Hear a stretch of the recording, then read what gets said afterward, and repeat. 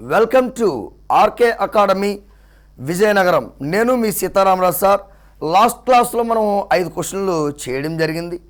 మరియు మనకి అభ్యర్థన మేరకు మరి యొక్క 5 క్వశ్చన్లు అయితే ఈ వీడియో క్లాస్ నందు మనము ఎక్స్ప్లెనేషన్ చేసుకుందాం. అయితే మనకి మన ఇన్స్టిట్యూట్లో ఒక మంచి బయాలజీ మారథాన్ ప్రోగ్రామ్ అనేది అయితే జరుగుతుంది. అది మనకి మార్చి 11, 12, 13 తారీఖున జరుగుతుంది. దాని కొరకు లిమిటెడ్ సీట్లు మాత్రమే కలవు కాబట్టి మీరు మార్చి 1 నుంచి 9వ తారీఖు వరకు మీరు రిజిస్ట్రేషన్ చేసుకోండి. ఈ వీడియో క్లాస్ నుండి మనము 6 నుంచి 10 బిట్లు ఒక క్వశ్చన్లు 6 నుంచి 10 క్వశ్చన్ల వరకు మనం అయితే డిస్కస్ చేద్దాం. దీనిలో భాగంగా మనకి ఒక క్వశ్చన్ అయితే మనం పరిశీలిద్దాం. పాశ్చరైజేషన్లో ఉపయోగించే ఉష్ణోగ్రత. Which temperature used in pasteurization? Which temperature is used in pasteurization? చూడండి, పాశ్చరైజేషన్ అంటే పాలను శుద్ధి చేయ విధానాన్ని పాశ్చరైజేషన్ అంటాం. అంటే పాలలో ఒక బ్యాక్టీరియా ఉంటుంది. ఆ బ్యాక్టీరియా మనందరికీ తెలిసిందే, లాక్టోబాసిల్లస్ బ్యాక్టీరియా. దాన్నే లాక్టిక్ యాసిడ్ బ్యాక్టీరియా అంటాం.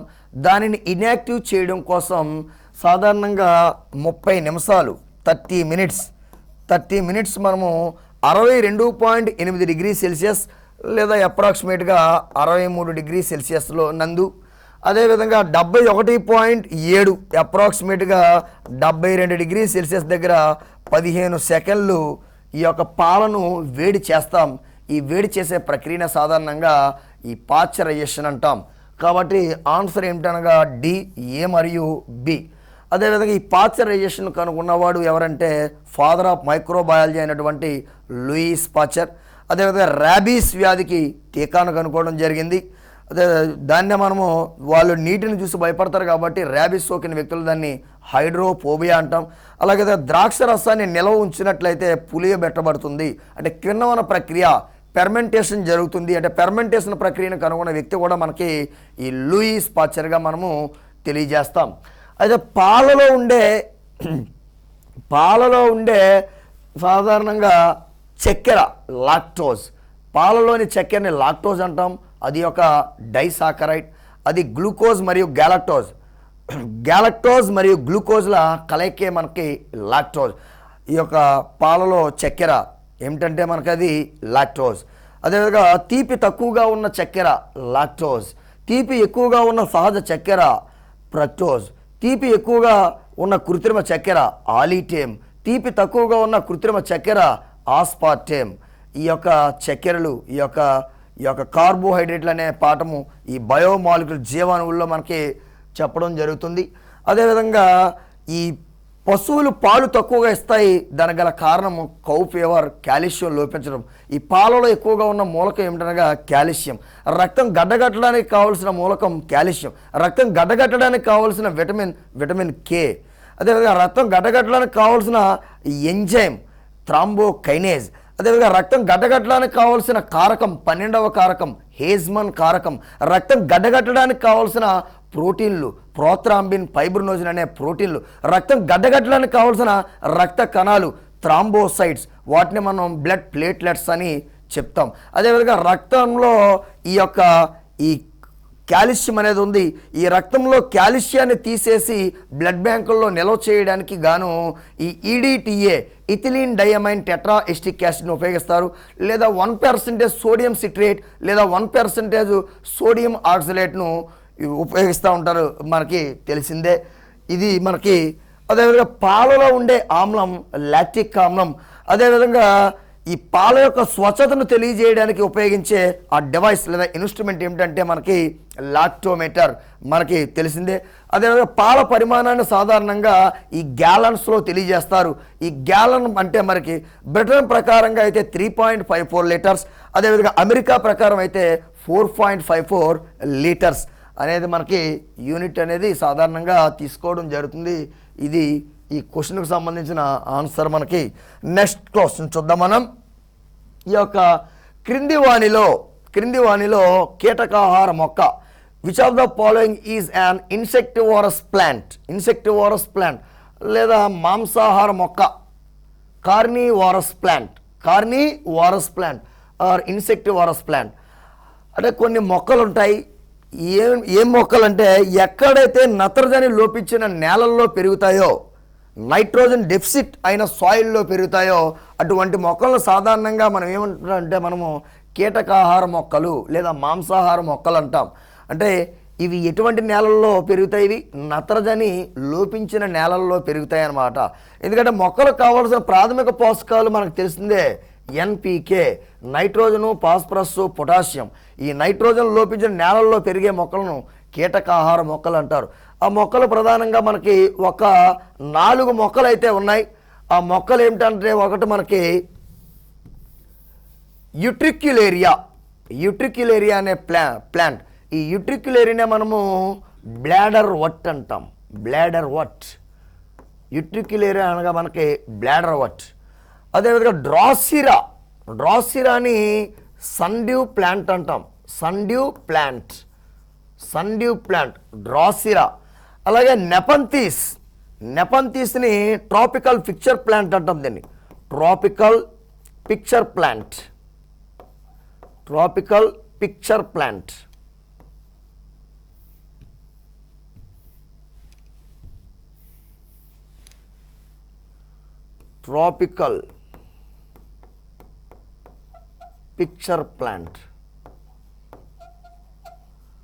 ట్రాపికల్ పిక్చర్ ప్లాంట్గా మనము తెలియజేస్తాం.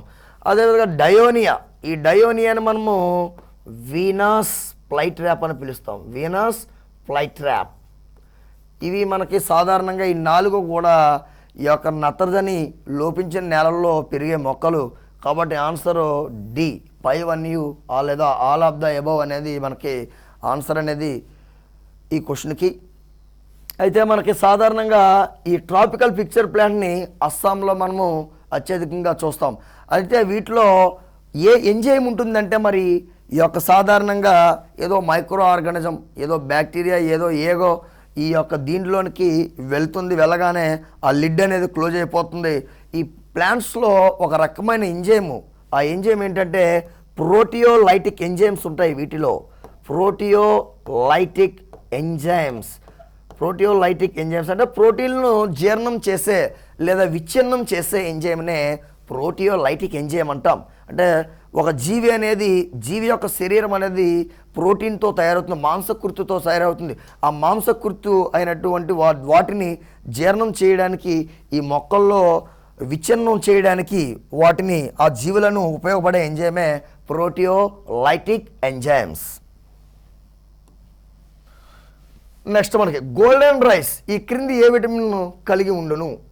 Golden rice contains which of the following vitamin? సాధారణంగా చూడండి, ఇక్కడ గోల్డెన్ రైస్లో ఉండే డైరెక్ట్ క్వశ్చన్ ఇది. గోల్డెన్ రైస్లో ఉండే విటమిన్ ఏంటనగా విటమిన్ ఏ. ఈ గోల్డెన్ రైస్లో ఉండే విటమిన్ ఏంటంటే విటమిన్ ఏ. అదేవిధంగా మనకి పామాయిల్ పసుపు రంగు కల కారణం కూడా ఏమిటంటే పామాయిల్ విటమిన్ ఏ. అదేవిధంగా విటమిన్ ఏ యొక్క కెమికల్ నేమ్ ఏంటనగా మనకి రెటినోల్ అనేది విటమిన్ ఏ యొక్క కెమికల్ నేమ్. అదేవిధంగా విటమిన్ కే అని మనము పిల్లోక్వినోన్ లేదా నాప్తోక్వినోన్ లేదా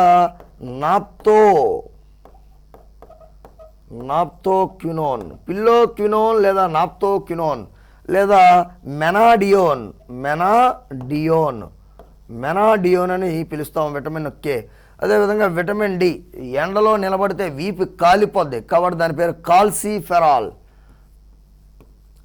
కాల్సిఫెరాల్ అనేది విటమిన్ డి యొక్క కెమికల్ నేమ్. విటమిన్ సి మనకు తెలిసిందే ఆస్కార్బిక్ ఆమ్లము అనేది విటమిన్ సి అనమాట. ఇది ఈ యొక్క క్వశ్చన్కి ఆన్సర్. ఆఫ్లైన్లో అయితే ఒక్కొక్క విటమిన్ కోసం ½ అన్ అవర్ కూడా చెప్పవలసిన పరిస్థితి ఉంటుంది. ఆన్లైన్ మీరు ఎక్కువగా మేము చేసిన ఇలాంటి వీడియోలు అయితే చాలా తక్కువ మంది అభ్యర్థులు అయితే చూస్తారని తెలుసు కాబట్టి చాలా తక్కువ నిడివి ఉండే విధంగా చేసుకునే ప్రయత్నం వచ్చింది మరి ఈ యొక్క మధ్యకాలంలో. కాబట్టి అభ్యర్థులు తక్కువ సమాచారమే మాస్టర్ ఇచ్చారని చింతించవద్దు. ఎక్కువ సమాచారం కావాలంటే 11వ తారీఖున విజయనగరం నువ్వా నేను అంటూ 2 లెజెండ్స్ క్లాస్ చెప్తారు. బోత్ మీడియాస్ ఇండివిజువల్గా తెలుగు మీడియం 1000 ప్రశ్నలు నీ చేతిలో పెట్టబడుతుంది. At the same time English medium కూడా 1000 ప్రశ్నలు నీ చేతిలో పెట్టబడుతుంది. చక్కటి ఇన్ఫర్మేషన్, వాల్యుబుల్ ఇన్ఫర్మేషన్ 6వ తరగతి నుంచి 10వ తరగతి వరకు టెక్స్ట్ బుక్స్ని దగ్గర పెట్టుకుని ఆ యొక్క క్వశ్చన్లు రాయడం జరిగింది కాబట్టి వాటిని మీకు ఎక్స్ప్లెనేషన్ చేయడం జరుగుతుంది, గమనించు. నెక్స్ట్, మెనింజైటిస్, పార్కిన్సన్స్, ఎన్సెఫలైటిస్ వ్యాధులు ఏ అవయవానికి వచ్చును? ఇక్కడ meningitis, Parkinson's and encephalitis are diseases of which organ? సాధారణంగా మనకు తెలిసిందే direct answer, direct question, direct answer ఏంటంటే మెదడు. ఎందుకంటే నిస్సెరా మెనింజైటిస్ అనే బ్యాక్టీరియల్ డిసీజ్ వల్ల మెదడుకు కలిగేదే. ఈ యొక్క మెదడులో ఈ మృద్ది వరాసిక లౌతికల జోరా అరక్నాయిడ్ పయా అనే మ్యాటర్స్ ఉంటాయి. ఆ యొక్క పొరలను తినే బ్యాక్టీరియాయే ఈ యొక్క నిస్సిరా మెనింజైటిస్. కాబట్టి మెనింజైటిస్ అనేది మెదడుకు వచ్చేది. పార్కిన్సన్స్, ఇది సాధారణంగా మనకి ఈ యొక్క మతిమరుపు వ్యాధి, డిమెన్షియల్ డిసీజ్గా తెలియజేస్తాం. అదేవిధంగా ఆఫ్రికన్ ఎన్సెఫలైటిస్, ఈ మూడు కూడా దేనికి సంబంధించిందంటే మనకి ఈ యొక్క మెదడుకు సంబంధించింది. ఓకేనండి. కాబట్టి ఈ యొక్క క్వశ్చన్కి ఆన్సర్ ఏమిటనగా ఆప్షన్ డి అనేది డైరెక్ట్ క్వశ్చన్. నెక్స్ట్ మనకి వృక్షరాజ్యపు ఉభయచరాలు అని వేటిని పిలుస్తారు? What are the amphibians of the plant kingdom? Animal kingdom అయితే మీకు తెలుసు. యానిమల్ కింగ్డమ్ ఏంటి మనకి? యానిమల్ కింగ్డమ్ ఏంటి? వృక్షరాజ్యం ఏమిటో మీరు మాకు కామెంట్లో తెలియజేయండి. What are the amphibians of the animal kingdom? అదేవిధంగా వీటికి ఏమండి పేరు ఏంటంటే సాధారణంగా ఇది కూడా డైరెక్ట్ క్వశ్చనే. ఇది బాటనీ నుంచి వచ్చిన క్వశ్చన్. ఇది బ్రయోఫైట్స్. బ్రయోఫైట్స్ని వృక్షరాజ్యపు ఉభయచరాలు అంటారు, amphibians of the plant Kingdom. అదేవిధంగా టెరిడోఫైట్ని వాస్కులార్ క్రిప్టోగామ్స్ అంటారు, వాస్కులార్ క్రిప్టోగామ్స్. ఏంటంటే మనకి చూడండి, అకార్డింగ్ టు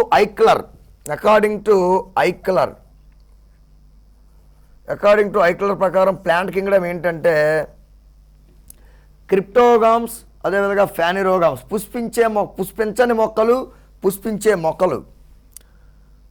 క్రిప్టోగామ్స్, ఫ్యానిరోగామ్స్, పుష్పించని మొక్కలు, పుష్పించే మొక్కలు, పుష్పించని మొక్కలు, పుష్పించే మొక్కలు. ఈ పుష్పించని మొక్కల మరలా 3 రకాలు. ఈ పుష్పించని మొక్కల మరలా 3 రకాలు. అవి మనకి సాధారణంగా తాలోపైటా, బ్రయోపైటా, అదేవిధంగా టెరిడోఫైటా.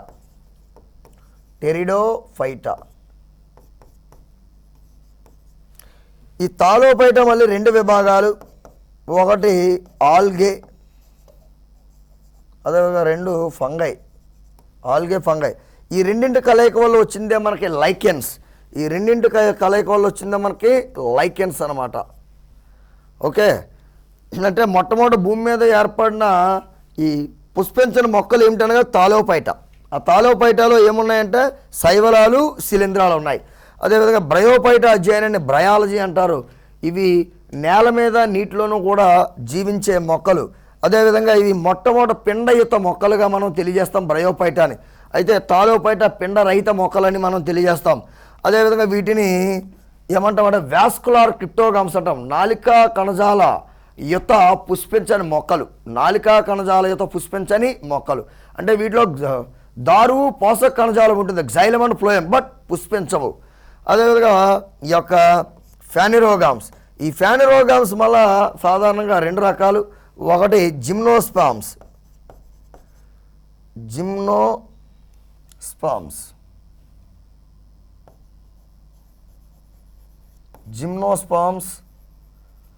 వివృత బీజాలు, అదేవిధంగా ఆవృత బీజాలు, ఆంజియోస్పామ్స్. వివృత బీజాలు, ఆవృత బీజాలు. ఈ ఆవృత బీజాలు మరలా 2 రకాలు, డైకాట్స్, మోనోకాట్స్. ద్విదళ బీజాలు, ఏకదళ బీజాలు. అంటే ఒక బీజదళాన్ని 2 భాగాలుగా చేయగలిగితే దాన్ని డైకాట్స్ అంటాం. బీజదళం ఒకటే ఉంటే దాన్ని మోనోకాట్స్ అంటాం. అదేవిధంగా మనకి ఇక్కడ ఇవి వివృత బీజాలు, ఇవి ఆవృత బీజాలు. కాబట్టి ఆన్సర్ ఏమిటనక మనకి టెరిడోఫైట్స్ అనేది మనకి ఆన్సర్. ఈ శైవలాలు శిలీంధ్రాలు కలయిక వల్ల వచ్చేదే ఆల్రెడీ మనం చెప్పుకున్నాం. ఏంటి మధ్యలో ఏమో ఏర్పడతాయని లైకెన్స్ అనేవి ఏర్పడతాయి. లైకెన్స్ అధ్యయనాన్ని లైకెనాలజీ అంటారు. శైవలాల అధ్యయనాన్ని ఏమంటారంటే శైవాలజీ కాదు, ఏమంటారంటే ఆల్గాలజీ లేదా ఫైకాలజీ అంటారు. ఆల్గాలజీ లేదా ఫైకాలజీ అని పిలుస్తారు. శిలీంధ్రాల అధ్యయనాన్ని అయితే మైకాలజీ అని పిలుస్తారు. మైకాలజీ. ఓకేనండి. ఈ యొక్క క్లాస్ నచ్చినట్లయితే లైక్ చేయండి, షేర్ చేయండి, సబ్స్క్రైబ్ చేయండి. మీ యొక్క అమూల్యమైన టైం ఇచ్చించి మాకు కామెంట్ కూడా తెలియజేయండి. నేను మీ సీతారామరావు సార్. Thank you.